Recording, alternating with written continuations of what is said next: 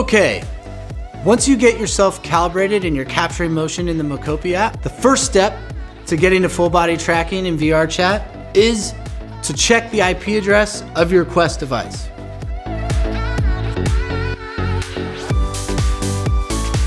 So you want to put your headset on, and once you're in the main menu, you want to go check your Wi-Fi settings and select Advanced Options.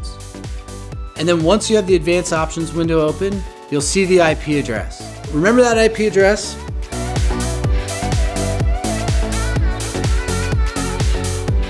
And then over in the mocopi app, what you want to do is open up the three-dot menu in the upper right and select Settings. And then under PC Connection Settings, you want to enter the IP address associated with your Quest device. And then you want to select the VRChat OSC transfer format and select OK. And then you click Stream, the button down at the bottom.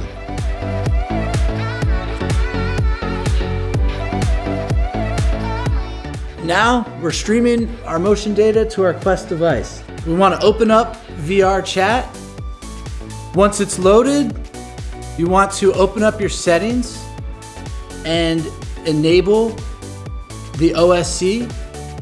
And then you want to go over to tracking settings in VRChat and enter the user's real height, so enter your height there.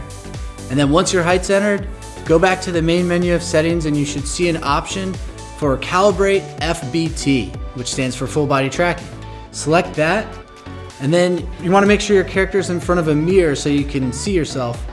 And when they're in front of a mirror, you want to get into a T-pose, and you want to line the controllers up with the hands of your avatar, and you want to line the dots you see down by the ankles up with the feet of your avatar.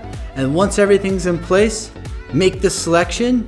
And as simple as that, you're able to set up full body tracking in VRChat using mocopi. Please check out this link here for more information on how to make this possible for yourself, and have fun capturing motion from anywhere.